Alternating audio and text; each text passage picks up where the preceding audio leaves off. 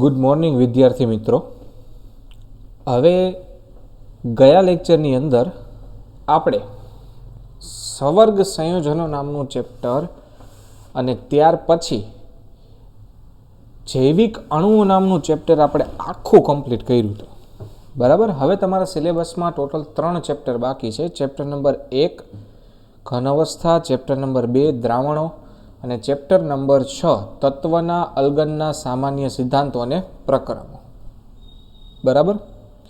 અને ડીએનએફ અધૂરું છે, એ છેલ્લે રહેશે. ચાલો, તો આજના લેક્ચરમાં આપણે તત્વના અલગીકરણના સામાન્ય સિદ્ધાંતો અને પ્રક્રમોથી શરૂઆત કરીશું. બરાબર. ઓરિજિનલી આ ચેપ્ટરમાં શું છે હું તમને કહું. તમે આખું ચેપ્ટર વાંચી જાઓ તો તમને આવડી જાય એવું છે. કેમ? કારણ કે તમે 10મા ધોરણમાં ધાતુ કર્મ વિધિ વિશે ભણ્યા હતા કે ભાઈ ધાતુનું શુદ્ધિકરણ કેવી રીતે કરવું. તો આ ચેપ્ટર આખું એના ઉપર આધારિત છે, એટલે એકદમ ઇઝી ચેપ્ટર છે. પ્લસ આ ચેપ્ટરમાં 4 ટોપિક રાખ્યા છે, બાકીના ટોપિકને કાઢી નાખવામાં આવ્યા છે. બરાબર. તો આપણે 4 ટોપિક વિશે વાત કરીશું અને 5મો ટોપિક તમારું પ્રસ્તાવનાનો રહેશે. બરાબર, જેમાં હિસ્ટ્રી આપેલી છે આખી. ચાલો તો જોઈએ. ઉષ્મા ગતિશાસ્ત્ર શા માટે નિષ્કર્ષણમાં ધાતુ ઓક્સાઇડના રિડક્શન માટે માત્ર રિડક્શન કરતા તત્વ અને નિમ્નતમ અમુક વિશિષ્ટ તાપમાન યોગ્ય છે તેમ દર્શાવે છે? હાલો ભાઈ, તમને એક પ્રશ્ન પૂછ્યો છે. તમને એવું કીધું છે કે તમે નિષ્કર્ષણમાં એટલે કે ધાતુના શુદ્ધિકરણમાં ધાતુ ઓક્સાઇડનું રિડક્શન કરો છો ત્યારે શા માટે તમે રિડક્શન કરતા તરીકે તત્વને લ્યો છો અને અમુક વિશિષ્ટ તાપમાન જ લ્યો છો? કારણ કે એનો જવાબ તમને સંતુલન અને ઉષ્મા ગતિશાસ્ત્રમાં અને રાસાયણિક ગતિકીમાં મળી ગયો. શું એનો જવાબ આવે? તો ભાઈ સૌથી પહેલાં તો સંતુલન પ્રાપ્ત ન થવા દેવાનું હોય. બીજી વસ્તુ, અમુક પ્રક્રિયાઓ ઊંચા તાપમાને ન થઈ શકતી હોય, અમુક નીચા તાપમાને ના થઈ શકતી હોય. એનો જવાબ તમને રાસાયણિક ગતિકીમાં મળે. બરાબર. ઝડપનો આધાર હોય. તો આ બધી વસ્તુને આવરીને આ પ્રશ્ન પૂછ્યો છે, પણ ખરેખર આ ચેપ્ટર સાથેને સંબંધ નથી.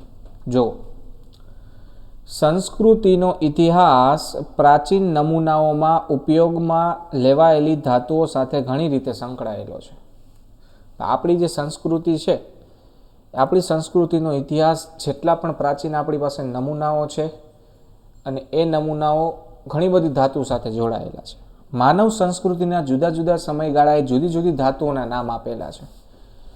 જેમ મનુષ્યનો વિકાસ થતો ગયો એમ એનો ધાતુનો ઉપયોગ બદલતો ગયો. અલગ અલગ ધાતુઓ અસ્તિત્વમાં આવતી ગઈ ઉપયોગમાં. જેમ કે ધાતુઓના નિષ્કર્ષણના કૌશલ્યે ઘણી બધી ધાતુઓ આપી. કેમ કે જેમ મનુષ્ય સમજતો થયો એમ અલગ અલગ ધાતુનું શુદ્ધિકરણ કરતાં શીખો, અને જેમ નવી નવી ધાતુનું શુદ્ધિકરણ કરતાં એને આવડતું ગયું એમ ને એમ એના ઉપયોગમાં વધારો થતો ગયો અને માનવ સમાજમાં એ ઘણા બધા ફેરફાર આવ્યા. બરાબર. કેવી રીતે? તો ભાઈ એ ધાતુઓનો ઉપયોગ કરી મનુષ્યોએ શસ્ત્રો બનાવ્યા, અલગ અલગ પ્રકારના સાધનો બનાવ્યા, આભૂષણો બનાવ્યા એટલે કે ઘરેણાં, અને અલગ અલગ પ્રકારના વાસણો બનાવ્યા. બરાબર. અને સાંસ્કૃતિક જીવનને સમૃદ્ધ કર્યું છે. ધાતુનો ઉપયોગ કરીને આવી બધી વસ્તુઓ બનાવી મનુષ્યોએ પોતાનું જીવન સદ્ધર બનાવેલું છે એમ કહી શકીએ. ધાતુઓ, જેને કેટલીક વખતે પ્રાચીન નમૂનાની 7 ધાતુઓ કહેવામાં આવે છે, એટલે કે પુરાતત્વ વિભાગની ટોટલ 7 ધાતુ છે જે ભૂતકાળમાં વપરાતી હતી ખૂબ જ વધારે. કઈ કઈ? સોનું, તાંબુ, ચાંદી, સીસુ, કલાઈ ને લોખંડ, અને 7મું આવશે પારો. સોનું, તાંબુ, ચાંદી, સીસુ, કલાઈ, લોખંડ અને પારો. સોનું એટલે એયુ, તાંબુ કોપર સીયુ, ચાંદી એજી, સીસુ એટલે કે લેડ પીબી, કલાઈ. તો કલાઈ કઈ ધાતુ છે એ સૌથી પહેલા તો યાદ કરો. જો તમને યાદ ન આવે તો તમારા મમ્મી પપ્પાને પૂછો કલાઈ એટલે શું. ઓકે, હાલો ટાઈમ પૂરો મમ્મી પપ્પાને પૂછવાનો. કલાઈ એટલે કે ટીન, એસએન, બરાબર, લોખંડ Fe, પારો મર્ક્યુરી Hg. તો આ 7 ધાતુ ખૂબ જ લાંબા સમયથી આપણે ઉપયોગમાં લઈએ છીએ. વળી ઔદ્યોગિક ક્રાંતિ પછી આધુનિક ધાતુ કર્મ વિધિનો વિકાસ થયો અને ઘાતાંકીય રીતે થયો વિકાસ, એટલે કે બમણો થયો, 3 ગણો થયો એમ વિકાસ નથી થયો, એની 2 ઘાત જેટલો વિકાસ થઈ ગયો, એટલે કે ખૂબ જ વધારે વિકાસ થયો એવું કહેવા માંગે છે. અહીં એ નોંધવું રસપ્રદ છે કે ધાતુ કર્મ વિધિમાંની ઘણી સંકલ્પનાઓના મૂળ ઔદ્યોગિક ક્રાંતિ પહેલાની પ્રાચીન પદ્ધતિઓમાં રહેલી છે. જેમ કે ભારત 7000 વર્ષો અગાઉથી ધાતુ કર્મ વિધિમાં પ્રણાલીમાં સમૃદ્ધ હતું. ઇન્ડિયા દેશ પહેલેથી બહુ આગળ છે, તમને ખબર જ છે. આપણા ગ્રંથોમાં ઘણી બધી જગ્યાએ ઘણા બધા એવા ઉલ્લેખ છે કે જેનો ઉપયોગ બીજા બધા દેશોની અંદર લોકોએ વિચારેલું નહોતું ને આપણે કરતા હતા. એમાંથી ઘણી બધી ધાતુ કર્મ વિધિ એટલે કે ઘણા બધા શુદ્ધિકરણના એવા સિદ્ધાંતો આપણા ગ્રંથોમાં રહેલા છે, 7000 વર્ષ જૂના ગ્રંથોમાં, બરાબર.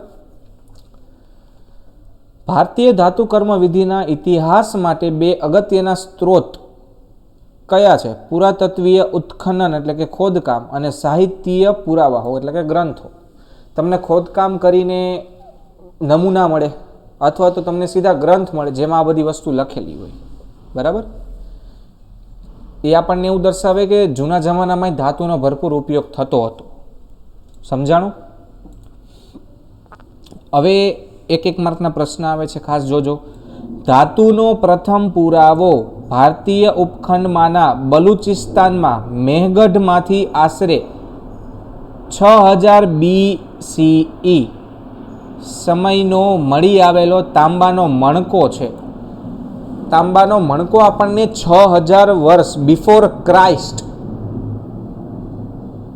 એટલે અત્યારે 2020 ચાલે છે, 2020 0 ગણો, 0 થી 6000 વર્ષ એટલે 8020 વર્ષ પહેલા મેહગઢમાં તાંબાના મણકાનો ઉપયોગ થતો હતો. વિચારો, એ સમયમાં લોકોને ખબર હતી કે તાંબુ શુદ્ધ કેવી રીતે કરવું, કહેવાય એવું માગે છે. તેના વિશે એમ વિચારવામાં આવ્યું કે તે મૂળ કોપર ધાતુનો છે કે નહીં, કે તેની કાચું ધાતુમાંથી નિષ્કર્ષિત થયેલો છે, એ લોકો નક્કી નહોતા કરી શકતા, બરાબર. ત્યાર પછી રાજસ્થાનના ખેતરીની પૌરાણિક ખાણોમાંથી અને હરિયાણાના મીઠાથાળમાંથી મળેલા હડપ્પા સંસ્કૃતિના કલા નમૂનાઓ અને રાજસ્થાન, ગુજરાત, મધ્યપ્રદેશ અને મહારાષ્ટ્રમાં પથરાયેલા 8 સ્થાનોમાંથી મળેલા કોપરના નમૂનાના વર્ણપટમિતીય અભ્યાસ ભારતમાં કોપર ધાતુકર્મ વિધિ ઉપખંડમાં ચાલ્કોલિથિક સંસ્કૃતિનો સમય સાબિત કરે છે. હવે ચાલ્કોલિથિક સંસ્કૃતિ એટલે શું?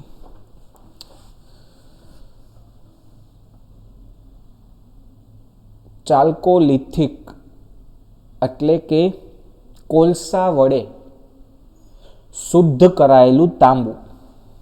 એનો મતલબ થાય કાર્બનનો ઉપયોગ કરીને શુદ્ધ કરાયેલું તાંબુ. આ બધા પ્રદેશોમાંથી જે આપણને કોપર ધાતુ એટલે કે તાંબાની વસ્તુઓના નમૂના મળેલા છે એ બધા એક જ સમયગાળાના છે, એક સરખા સમયગાળાના, બરાબર. અને એ સમયમાં એનું શુદ્ધિકરણ કેના આધારે કરેલું હતું? ચાલ્કોલિથિક પદ્ધતિથી એટલે કે કોલસાના ઉપયોગથી કરેલું છે. ભારતીય ચાલ્કોલિથિક તાંબાની વસ્તુઓ મહદ અંશે ભારતીય રીતે બનાવેલી હોય તેવી સંભાવના જણાય છે. હા, તો સ્વાભાવિક છે ને ભાઈ, ભારતમાં મળેલી વસ્તુ. ત્યારે એ સમયમાં તો કંઈ એરોપ્લેન હતા નહીં કે ભાઈ અમેરિકાથી ઉડાડીને ભારતમાં લઈ આવ્યા હોય. એ ભારતીય સંસ્કૃતિ મુજબથી ભારતીય ચાલ્કોલિથિક તાંબુ જ બનાવેલું હોય, બરાબર. વસ્તુઓ બનાવવા માટે ધાતુના નિષ્કર્ષણ માટેની કાચી ધાતુ અરવલ્લી પર્વતમાળામાં નિક્ષેપિત કાચી ધાતુ ચાલ્કોપાયરેટમાંથી મેળવવામાં આવતી હતી. આ પણ એક બીજું કારણ છે ચાલ્કોલિથિક પદ્ધતિનું નામ આપેલું છે.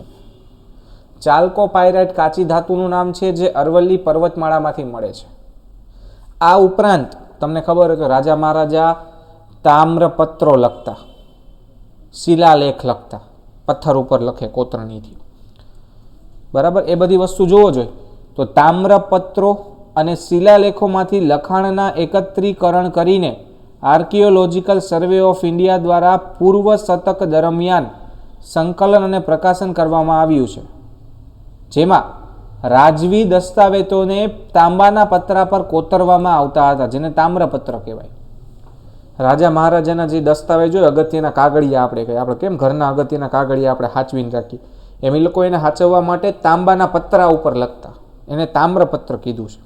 જેમાંથી સૌ પ્રથમ જાણીતું તામ્રપત્ર મૌર્ય સમયનો દસ્તાવેજ છે, જે દુષ્કાળગ્રસ્ત પ્રયાસો, રાહત પ્રયાસો દર્શાવે છે. અને તે ભારતમાં પૂર્વકાલીન અશોક બ્રાહ્મી શિલાલેખોમાંથી એક છે. અશોક રાજા તમે જાણો છો, એને વાર્તાઓ બધું તમે નાના હતા ત્યારે ભણ્યા છો. એ રાજાના તામ્રપત્ર હજી આપણી પાસે છે, બરાબર. આ ઉપરાંત હડપ્પા સંસ્કૃતિ વિશે થોડીક વાત કરીએ તો હડપ્પાના લોકોએ ગોલ્ડ અને સિલ્વર ઉપરાંત તેમની મિશ્ર ધાતુ ઇલેક્ટ્રમનો ઉપયોગ કરતા હતા. ગોલ્ડ અને સિલ્વરની મિશ્ર ધાતુ ઇલેક્ટ્રમનો ઉપયોગ કરતા હતા અને અનેક પ્રકારના આભૂષણો, ઘરેણા જેવા કે હાર, બંગડી, કેડિયું, વીંટીઓ વગેરે બનાવતા હતા. સિરેમિક અથવા કાંસાના પાત્રો પણ એ બનાવતા હતા. હવે એ સમયમાં એ લોકો આવું બધું બનાવી લેતા હતા, વિચારો. એટલે એની પાસે કંઈક ટેકનોલોજી એવી પોતાની બનાવેલી હશે ને. અગાઉ ગોલ્ડ અને સિલ્વરના ઘરેણા સિંધુ ખીણના સ્થળો જેવા કે મોહેન્જો-દારો માં પણ મળેલા છે. હડપ્પા પછીની સંસ્કૃતિ છે મોહેન્જો-દારો, 3000 વર્ષ જૂની સંસ્કૃતિ, બરાબર. આ બધા નેશનલ મ્યુઝિયમમાં નવી દિલ્હીમાં મૂકવામાં આવેલા છે. આ બધા તમને સેમ્પલ તમે મ્યુઝિયમમાં જોવા મળે. ભારતની આ ખાસ યાદ રાખજો, બધા નવી દિલ્હીના નેશનલ મ્યુઝિયમમાં મૂકેલા છે, બરાબર. ભારતની એક વિશિષ્ટતા એ છે કે તેમાં કર્ણાટકની માસ્કી વિસ્તારમાં આવેલી દુનિયાની સૌથી ઊંડી અને પ્રાચીન સોનાની ખાણ છે, જે કાર્બન ડેટિંગના અભ્યાસ અનુસાર પ્રથમ સહસ્ત્રાબ્દી અવધિ એટલે કે મિલેનિયમની મધ્યમાં સમય દર્શાવે છે.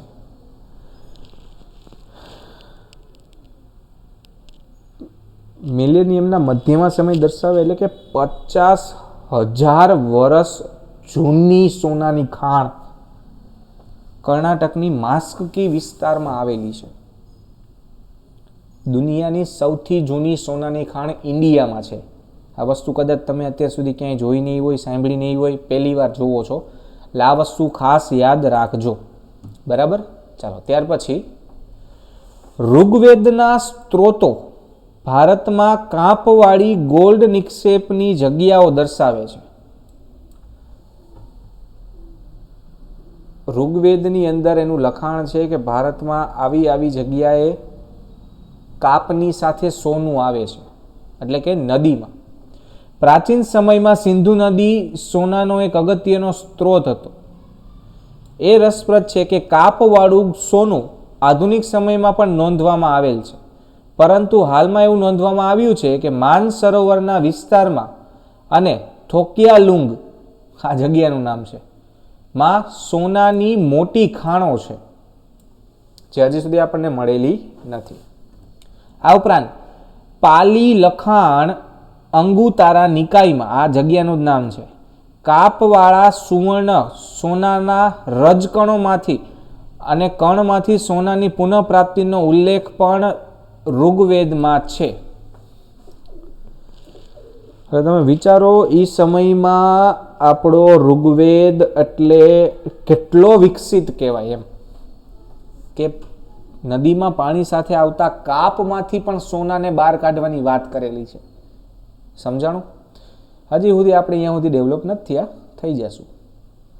વૈદિક લખાણોમાં પણ સોનાના શુદ્ધિકરણના પુરાવા છે.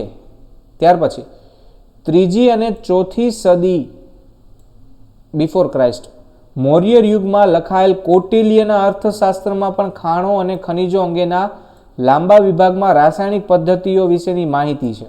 આ બધા એક માર્કના પ્રશ્નો છે, બરાબર. જેમાં કેના વિશે માહિતી આપેલી છે? તો ભાઈ gold, silver, copper, lead, tin, iron, જોવો જોઈએ 6 ધાતુ આવી 7માંથી ની કાચી ધાતુઓનો સમાવેશ કરવામાં આવેલ છે. કૌટિલ્ય અનેક પ્રકારના ગોલ્ડનું વર્ણન કરેલ છે, જેને રસવિદ્યા કહે છે, જે કુદરતી રીતે મળતું સોનાનું દ્રાવણ છે. કૌટિલ્યના રસાયણશાસ્ત્રને રસવિદ્યા કહે છે. આ ખાસ યાદ રાખજો, જેમાં એણે સોનાના દ્રાવણની વાત કરેલી છે. વિચારો તમે જરાક. આ ઉપરાંત કાલિદાસ, કવિ કાલિદાસનું નામ તમે સાંભળેલું જ છે. કાલિદાસે પણ આવા દ્રાવણો વિશે જણાવેલ છે. એ નવાઈની વાત છે કે લોકોએ આ દ્રાવણને કેવી રીતે ઓળખી કાઢ્યા. પ્રાકૃતિક સોનું તેમાં રહેલી અશુદ્ધિઓના પ્રમાણ અને પ્રકૃતિ પ્રમાણે જુદા જુદા રંગ દર્શાવે છે. તે સ્વાભાવિક છે કે પ્રાકૃતિક સોનાના રંગ ગોલ્ડના શુદ્ધિકરણના વિકાસ માટેનું મુખ્ય ચાલક બળ હોઈ શકે છે. એ સમયની વાત છે. હવે સોના હારે તમે કોઈ પણ વસ્તુ બીજી અશુદ્ધિઓ ભળેલી હોય તો સ્વાભાવિક છે એનો રંગ અલગ હોય ઓરિજિનલ સોના કરતાં. બરાબર? તો ઓરિજિનલ સોના જેવો રંગ મેળવવા માટે આ લોકો ત્યાં શુદ્ધિકરણ કરતા, કલર માટે થઈને. સમજાણું? ટૂંકમાં ધાતુ કર્મ વિધિમાં આપણો ઇતિહાસ બહુ મોટો છે, અઢળક છે. તમને આના ઉપર ગ્રંથના ગ્રંથ મળી આવે. બુકની બુક તમારે વાંચવી હોય તો મળી જાય. ગંગાની ખીણ અને વિદર્ભની ટેકરીઓમાંના મધ્ય ભાગમાં તાજેતરના ખોદકામ પરથી એમ દર્શાવવામાં આવે છે કે 1800 બિફોર ક્રાઇસ્ટ, એટલે કે 1320 વર્ષ પહેલાં અગાઉના સમયમાં ત્યાં લોખંડ નીપજ્યું હતું. ત્યાંથી લોખંડ કાઢવામાં આવતું હતું. વિચાર. ઉત્તર પ્રદેશ પુરાતત્વ વિભાગ દ્વારા કરવામાં આવેલ તાજેતરના ખોદકામમાં લોખંડની ભઠ્ઠી મળી, એ લોકોને કલાકૃતિઓ મળ્યા, ટ્વીયર મળ્યા બધાય, એટલે કે અલગ અલગ પ્રકારના સાધનો, અને સ્લેગના સ્તર મળી આવ્યા. સ્લેગ કોને કહેવાય? તો તમે વાત ભઠ્ઠી, 10મામાં વાત ભઠ્ઠી વડે લોખંડનું શુદ્ધિકરણ કર્યું હતું ત્યારે એમાં સ્લેગ બનતો હતો. લોખંડને પાછું ઓક્સિજન સાથે પ્રક્રિયા કરતો અટકાવવા માટે એ સ્લેગના સ્તર મળ્યા એ લોકોને. વિચારો તમે, એ સમયમાં એ લોકો લોખંડનું શુદ્ધિકરણ કરતા વાત ભઠ્ઠી વડે, તો જ સ્લેગ બને. બરાબર? રેડિયો કાર્બન ડેટિંગ તે વસ્તુઓનો સમયગાળો 1800 થી 1000 વર્ષ બિફોર ક્રાઇસ્ટનો બતાવે છે. એટલે અહીંયા પહેલા જ કહી દીધું 1800 વર્ષ. હાલો, ખોદકામના પરિણામો સૂચવે છે કે લોખંડ સ્મેલ્ટિંગ એટલે પ્રગલન અને લોખંડની કલાકૃતિઓના ઉત્પાદન વિશે પૂર્વીય વિંધ્યમાં સારી એવી જાણકારી એમની પાસે હતી, અને એ અગાઉના દ્વિતીય સહશતાબ્દીમાં પણ મધ્ય ગંગાના મેદાનોમાં તેનો ઉપયોગ થયેલો છે. હવે એ બધું બનાવ્યા પછી ક્યાંક ક્યાંક કેવી રીતે વાપરેલું છે એ કીધું છે. લોખંડની કલાકૃતિઓના જથ્થા અને તેમના પ્રકાર અને ટેકનિકલ પ્રગતિ સૂચવે છે કે લોખંડનું કાર્ય અગાઉના સમયથી એમાં દાખલ થયેલું હોવું જોઈએ. પુરાવા છે કે દેશના અન્ય ભાગોમાં અગાઉથી લોખંડના કાર્યના વિકાસ માટે એક સ્વતંત્ર કેન્દ્ર હતું. એટલે આપણે પહેલાં સોનાની વાત કરી, પછી લોખંડની કરી. તો લોખંડ બાબતે ઇન્ડિયા ઘણું બધું ડેવલપ હતો. તમને અશોક સ્તંભ વિશે ખ્યાલ હશે. એક એવો સ્તંભ છે લોખંડનો કે જેને કાટ જ નથી લાગતો, ખુલ્લામાં છે સાવ. તોય આવશે હમણાં, એની વાત આવશે.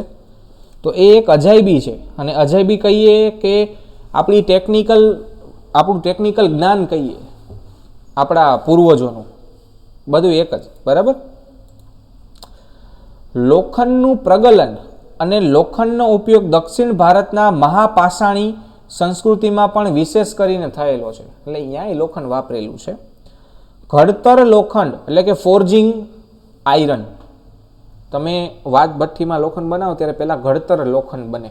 બરાબર?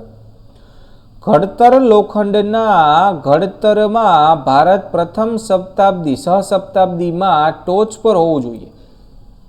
કેમ કે આપણી પાસે નમૂના જેટલા બધા છે કે એનાથી અંદાજો આવી જાય કે આપણે ઉત્પાદન કરવામાં ધી બેસ્ટ હઈશી ત્યારે એમ. ગ્રીક અહેવાલ ભારતમાં ક્રુસિબલ પદ્ધતિથી સ્ટીલનું ઉત્પાદન દર્શાવે છે. એટલે ગ્રીકના લોકો એવું માને છે કે એ સમયમાં આપણે ક્રુસિબલથી સ્ટીલ બનાવતા હતા. આ પદ્ધતિમાં લોખંડ, ચારકોલ અને કાચને એકસાથે ક્રુસિબલમાં મિશ્ર કરવામાં આવતા, અને લોખંડ પીગળે અને કાર્બનને અવશોષિત કરી લે ત્યાં સુધી એને ગરમ કરવામાં આવતું લોખંડને. આધુનિક ગુણવત્તાવાળા સ્ટીલના ઉત્પાદન માટે ભારત એક મુખ્ય નાવીન્ય લાવનાર તરીકે ગણાતું હતું. એટલે ભારતનું લોખંડ ધી બેસ્ટ ગણાતું એ સમયમાં. જેમ કે અહીંયા કીધું છે, જો ભારતીય સ્ટીલને wonder material of the orient કહેવામાં આવતું, કારણ કે એને કાટ જ ના લાગતું. રોમન ઇતિહાસકાર કાર્ટિયસે નોંધ્યું છે કે તક્ષશિલાના પોરસે મહાન સિકંદરને આપેલી ભેટમાંથી એક 2.5 ટન વુડ્સ સ્ટીલ હતું. વુડ્સ સ્ટીલ એટલે કે કાર્બન ધરાવતું સ્ટીલ. બરાબર. હવે એના વિશે વાત કરેલી છે. વુડ્સ સ્ટીલ પ્રાથમિક રીતે વધુ પ્રમાણમાં કાર્બન ધરાવતું સ્ટીલ છે, એટલે કે 1% થી 2% જેટલું એમાં કાર્બન હોય. એના માટે ઉક્કુ શબ્દનો વપરાશ થતો હતો ત્યારે. બરાબર. જે કર્ણાટક અને આંધ્રપ્રદેશના સ્ટીલ માટે વપરાય છે, અત્યારે પણ વાપરે છે લોકો, એવું નથી. સાહિત્ય અહેવાલ સૂચવે છે કે ભારતીય ઉપખંડના દક્ષિણ ભાગમાંથી ભારતીય વુડ્સ સ્ટીલની યુરોપ અને આરબ પ્રદેશમાં નિકાસ કરવામાં આવતી હતી.